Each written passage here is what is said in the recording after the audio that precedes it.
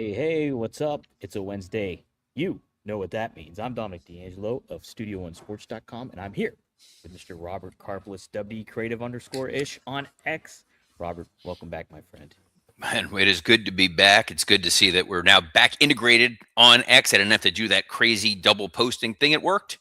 Nice. Yes, Virginia, there is a Santa Claus. Yes, I am back. Apologies for being out for the last several days, but man, it feels good to be sitting back in this chair talking to a very close to the camera, Dominic D'Angelo. There you go. Hey, look at that. I can't see up your nostrils. That's a benefit. What's also a benefit is saying hi to some of the folks joining us here today. Says, "Was up? How was the masked man? I mean, Robert's time off. How dare you, sir? That is unsubstantiated. I wish I could jump that high." Cammy Star says, "After morning all." Wrestling Old Head says, "Good day all. The weather's getting better, and I'm ecstatic God dang it, or excited. Are you excited, Robert? I'm I excited to am. say, Cammy Star pointing out who is that stranger on the other screen. Yes, I am. I am back. I was out for my daughter's bat mitzvah for a few days. It was nice.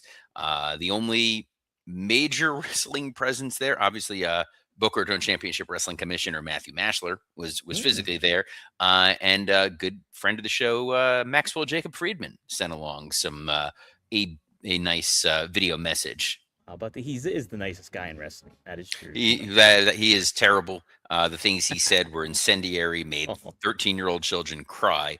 Dre Owen says, "Hello, RNI. Dynamite has the barn burner of the Babes of Wrath versus Mega Mega Bad Bad? Is tonight." that what their name is? I don't know. I don't know who Mega Bad is. Megadeth? Megadeth. Caspian07 says, "Robert, it's been so long since we last saw you. I can't remember your face anymore." Yeah, me neither. Wanna Breeze says, "Hello, and I'm so excited that Robert is back." Um, and then Wrestling Old Head says, "Congrats. Did you resist the urge to book a BRCW angle at the festivities?" So I did. Mm. However, this coming Sunday, BRCW Birthday Bash, it will be live here in beautiful Boca Raton, Florida. If you're able to attend in person, it will be streaming on the interwebs. Otherwise, huge show. Main event is the dastardly BRCW World Champion, who genuinely sucks. Steve Macklin Wow. will be defending against Matt Taven, Mr. Matt. sexy Matt Taven, with his Is he? saxophonist. Does he have a saxophonist? He does have a saxophonist, and the Sons of Boca, Cesar Bononi and Noah Kakoa will be taking on the Righteous. I need to see this. Matt And Taven. a women's it's not a battle royal, because I Okay. don't like battle royals. It is a women's rumble situation. I like the entrances. I like that you get the countdown. I like that flow. So we're not doing a battle royal. We're drawing names. We're doing it old school. We're getting out the tumbler. Is it officially called something, Robert? Did you come It up with the it name? is it is, but we've changed it 4 different times. So I don't remember exactly what we've ultimately gone with. But whatever it is, it's it's gonna be good. But what's gonna be good is all the wrestling news that I've missed this week, Dom. You So missed anything quite a of bit. note over the last few days? So I definitely watched SmackDown, watched Raw. One of the nice things about the WWE, and it's where you really appreciate the artistry and craftsmanship of what they do, because they really are operating with that in net, is that Bronson Reed situation Yeah. where Bronson Reed was hurt in a match where they needed an outcome. And in that moment, you knew that there were conversations going on with the folks in Gorilla and the creative team of, all right, it's got to be either main event Jey Uso or the original El Grande Americano, who's got to win to get that last spot in the Elimination Chamber. So it's not only get this note to these guys, they got to come up with a finish on the fly in the match that makes sense, but also, now what are we doing with Jey Uso? What did we originally have planned with Jey Uso? How is this impacting the next week, month, 6 months of TV that we had laid out with Jay? It's why wrestling is truly remarkable in terms of storytelling. Right. It's like that. You have to have that ability to pivot on a dime like that when somebody gets hurt. It's unfortunate because Bronson Reed, he's suffered some injuries. He was just out with a long-term injury too, and so it sucks to kind of see him put in that position because he would have been fun in the elimination chamber, no doubt about it. He absolutely would have been, and also when you construct a match like an elimination chamber, you're building it based on who those folks that are in that match. And Bronson Reed is obviously a very large anchor. He is a physical bruiser who is going to be in there. So they were probably working out some spots and ideas around a guy based on his size, his strength, that he was going to be that Vader, that Bam Bam Bigelow. And now that guy is not there. And all due respect to Jey Uso is not an apples to apples replacement. Not whatsoever. Yeah, it's going to be interesting. I'm hoping it's just kind of like a little Jay makes an appearance here and then they correct course again and put him back on the tag team track because I just don't think he fits right now, Robert, and like singles stuff. So, yes, another thing you happen to not talk about that I've been wanting to cover with you is the Janelle Grant situation. She had a press conference on Friday. I talked about it with Scott Chaplin on Working Stiff for a little bit, and Look at you guys. how about that, huh? And Scott pitched the notion that this could be an indicator that she's ready to lose this case. But Robert, obviously you're a lawyer. Wanted to get your legal perspective on it all and what you kind of think this means and what you thought about what she had to say as well. So I'm looking at it now, and it looks like the press conference was related to NDAs. Correct. That the idea is that the NDA had been weaponized in some form or fashion. Is that generally the gist of it? Yeah, they covered that a lot. And the current, she actually took some notion, like some spots here too at the current WWE product as well and what they were doing. She took some shots at the WWE in terms of what? In terms of them referencing potential storyline that tied to her situation with Vince McMahon, the Dominic Mysterio with the text messages from Liv Morgan from last year. She didn't reference that outright, but she did say that some of this stuff was playing out on TV. Basically, implied that. And then another thing too is that she cares for people that are still in that situation that are kind of under high tense situations still there. So I'm gonna try to thread it in, and again, I haven't really had a chance to dig in on this too terribly, but this is off the top of my head. Generally, the concept of a non-disclosure agreement, in theory, is that it's in most instances it's the two parties want to discuss something that is confidential that they do not want out there in the general public, and that there's ample consideration being given by both parties to conceal that particular piece of information. Where I typically see it in a corporate environment is company A wants to purchase products from company B. They want to be able to discuss fully, I want to be able to use these products. Here's how my network and systems work.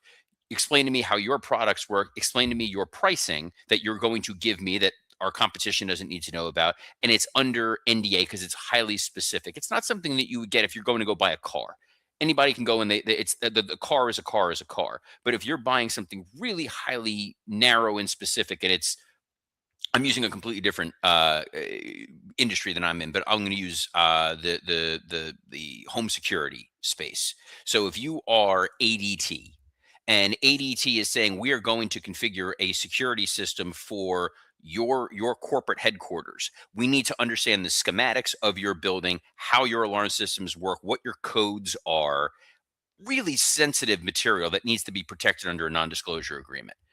In this instance, there's also non-disclosure agreements that exist with employers and employees, because as an employee, you are privy to matters that are not public. And especially when you work for a publicly traded company, that can have material impact on a company's stock. So when I was at WWE, I was obviously under an NDA, even though I wasn't planning on discussing this anyway. But if I had proprietary information about, say, like at one point while we were there, and we're long past the NDA lapse time, there were conversations about Brock Lesnar possibly coming back while we were there. And we mapped out some ideas for him. If I, in that safe space where, hey, we can discuss whatever we want, I were to let it get out that we're having conversations with Brock, that would A, impact our negotiations with Brock Lesnar, and B, if all of a sudden Wall Street thinks Brock Lesnar is absolutely going to show up, it may impact the stock price. And if Brock doesn't show up, you've now harmed that company. In this particular instance, from what I understand, Janelle Grant signed an NDA based on the relationship that she had with Vince McMahon. And in exchange for not disclosing what was going on, she was being duly compensated for that. In that particular instance, she didn't breach the NDA because she wanted to continue to receive payment. And this only came to light when that payment ceased. An NDA is not going to stop her from filing criminal charges against Vince McMahon if that is what she so desired to do. And if at that point in time they say, well, you've breached the NDA, all right, maybe they're not going to continue to pay her the money in exchange for signing the NDA, but that's not stopping her from being able to pursue any criminal wrongdoing that may have been done by Vince McMahon or World Wrestling Entertainment. It's where I have a little bit of an issue with ultimately trying to figure out what was going on in this particular matter, or what is that she's looking to do. The idea that you're weaponizing an NDA is you need to keep your mouth shut or else. And it's that or else piece that I'm really trying to grasp. That if they're saying you have to sign this non-disclosure agreement, we're doing horrible things to you, and if you go publicly about this, we're going to fire you in some sort of retaliatory manner, you probably have other legal recourse that you can go and pursue. I do kind of lean on Scott's piece that it looks like they're trying to push this to some sort of private arbitration where she would get a monetary settlement and this information would not get disclosed, nor would it go in front of a jury.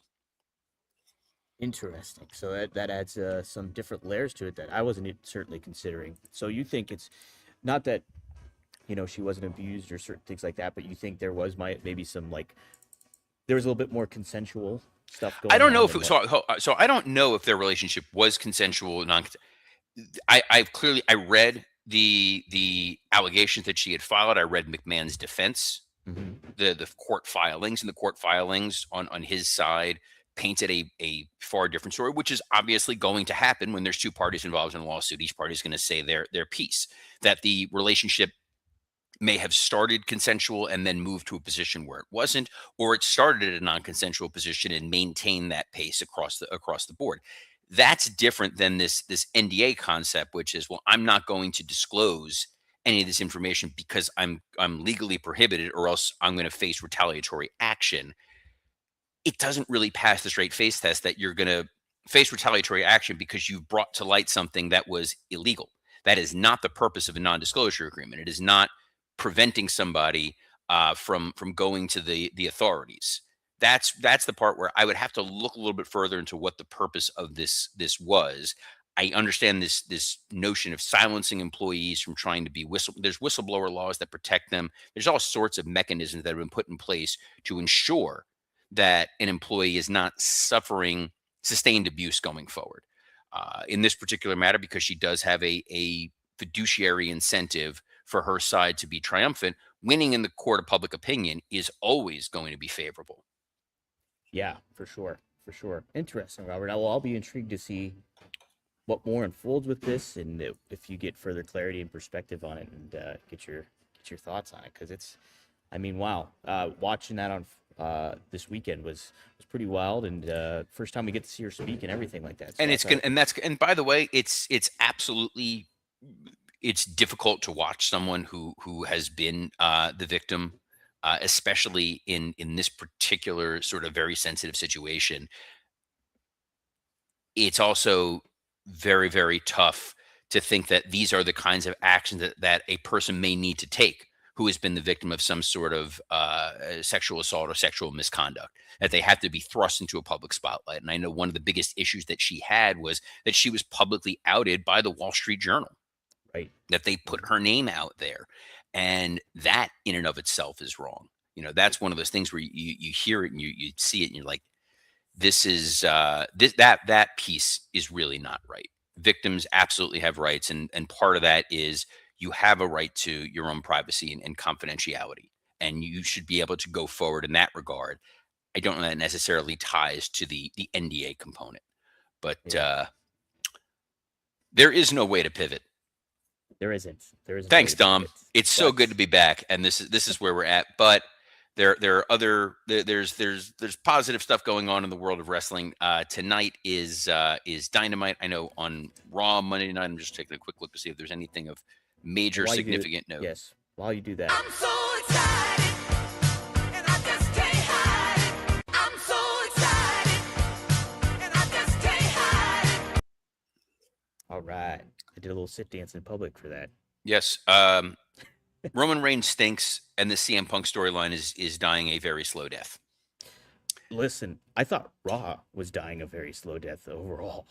Raw was an odd episode because the obviously the vision injuries, they really are the Springfield softball team playing for the nuclear power plant. Like losing Seth Rollins, losing Braun Breaker, losing Bronson Reed, you're now stuck with Austin Theory and Logan Paul.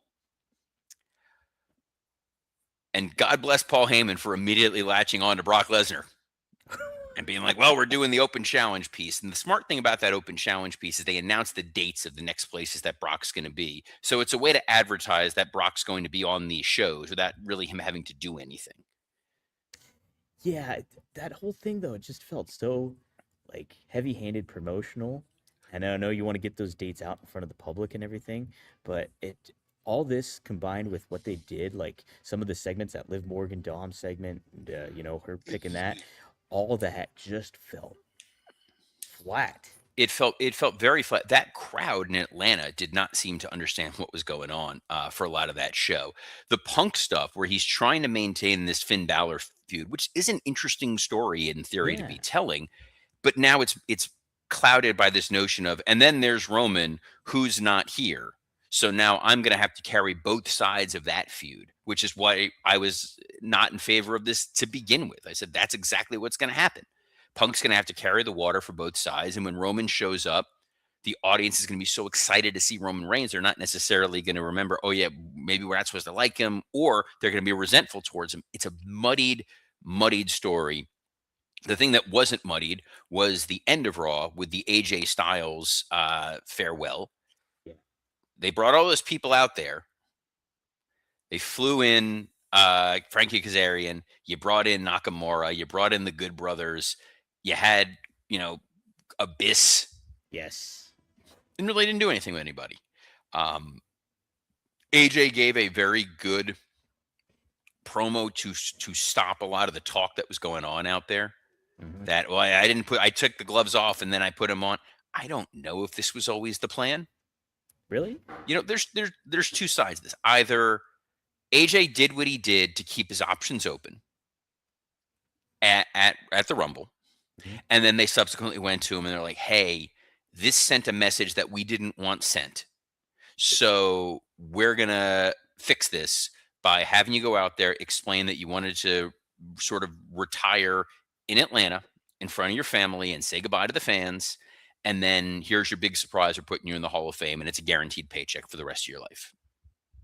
So you think there might have still been some incentive for AJ to continue wrestling? Is that what you mean? And then like WWE came out with another offer. So I potentially, don't like, know what? that this is the strange thing about it. I genuinely do not think that AJ Styles was actively considering wrestling again. He didn't fully close the door by putting the gloves back on. So the idea there may be a paycheck in 3-5 years for a one-off thing, you never know. You get a WWE talent that winds up getting really hot, and they go, "This would be a really good match to put that guy in there with AJ Styles." Hey, maybe we can go down that path. Saudi decides that they want it. Like maybe we do Saudi. So there's a couple of different avenues.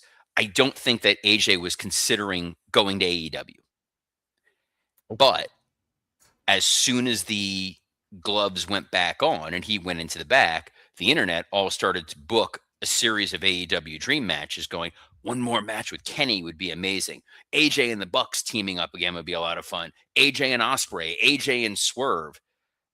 And if you're Tony Khan, you're going, I could financially make that work, and I could make that a very interesting proposition to AJ Styles. So I think WWE kind of worked themselves into a shoot. That this was never the plan, but then all of a sudden it was like, well, maybe. And now you're like, uh-oh. It's like back in WCW when the Outsiders, they thought they were going to go back to WWE because I think the fake Razor and Diesel were there. Yep. And they got their contracts up. That's exactly what this feels like. So I would not be surprised if in 5-10 years, like the ghost of Bruce Pritchard is telling this story to Conrad. Yeah, right. We'll have to wait and see. Hey, are we going to see any ghosts tonight in Denver, Colorado, Robert? It's AEW Dynamite.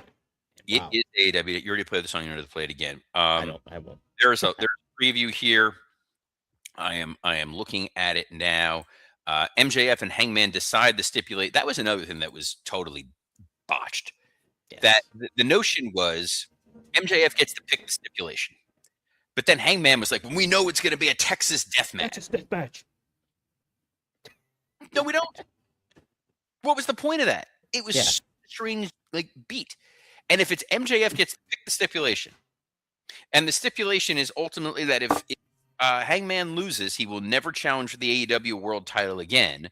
Then the stipulation should be a one party has to do a million jumping jacks, and the other one has to do zero, and then the match begins.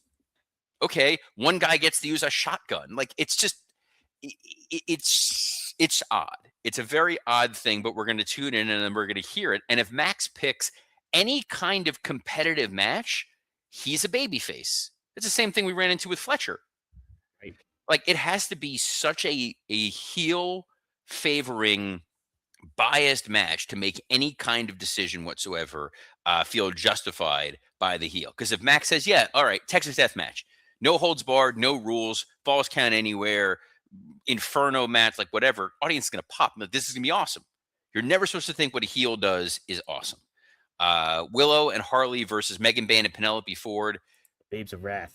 Going for a rematch for the Babes of Wrath. If you're going to that well a second time, Dom, I'm thinking something's going to have to happen. Thinking we're going to get a title change tonight with the Mega Bad, if that's what they're really called. Well, win, lose, or draw, Harley Cameron will be a part of the BRCW Women's Rumble this Sunday, live in Boca Raton, Florida. Shameless plug. Yes. This next thing, I don't know if you just made this up or No, what. I did not. There's really a match called the Mile High Madness match, where anything goes. Anything. Does this mean it's a Anarchy in the Arena, Robert? That's kind of what I'm thinking. On a show where MJF is going to pick a stipulation, there's a match on here where the stipulation is every stipulation ever. Right. And it is Dax Harwood, Cash Wheeler, Ricochet, Toa Leona, and Bishop Khan. That's 5. Versus Jack Perry, who's not Jungle Jack Perry. Nope. Matt Jackson and Nick Jackson. Correct. And then Desmond Xavier and Zachary Wentz, the Rascals, who I thought were heels, because didn't they attack Eddie Kingston in a parking lot? Wait, when did this happen? Didn't this happen on Collision a couple weeks ago? I don't know. Well, then it didn't happen. And I guess it never happened. Then I guess I imagined and hallucinated it. Look, it's a lot of really talented performers, a lot of people I really like in the Young Bucks and Jack Perry. So I feel like it'll probably be a really fun, just this is going to eat up a lot of time kind of schmoz.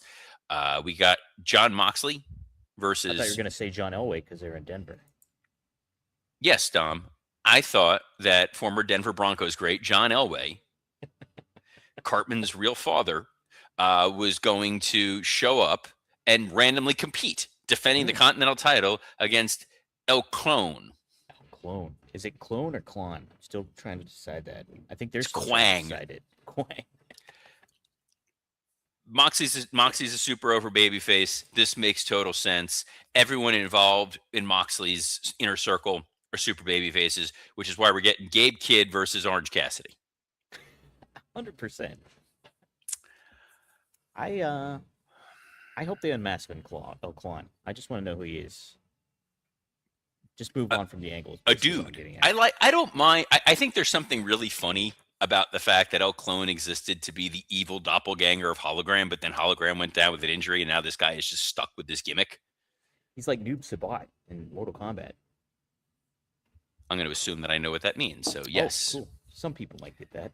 I'm sure people will. I know Sub-Zero. Well, that's the original. Sub-Zero was the original Noob Sabat, or vice versa. Fun fact. The original Sub-Zero turned into Noob Sabat. There we go. I'm a nerd. Brody King versus Mark Davis. Yes. Somehow on a show where we're literally talking about pro wrestling, you somehow made it infinitely nerdier. I did. I don't. Jeez. Sorry. Brody King is a big dude. Mark Davis is a big dude. These two guys beating the hell out of each other should be a hell of a lot of fun. Should be a lot of fun. Yes. And Brody will be super over, I think. Super duper over. I'm sure he will be super duper over. What's also super duper over is this episode of Rumor and Innuendo. Oh. Yes. Clever. We covered it all. We will be back tomorrow. I will be back, as will Dominic D'Angelo. And we will be discussing the fallout of Dynamite and all the other exciting wrestling news. Yes. And you can catch us, as you do every Monday through Friday, at noon Eastern on a plethora of platforms, including the WW Creative _ISH X account, the at Dominic D'Angelo X account, the at SE Scoops X account, and on YouTube on Podcast Heat and Studio One Sports. So, on behalf of the only man in that bar currently doing a live wrestling podcast, Dominic D'Angelo, I'm Robert Karpolis. Best of luck in your future endeavors. I don't know. We might have some copycats coming up. Get some coffee. Shh.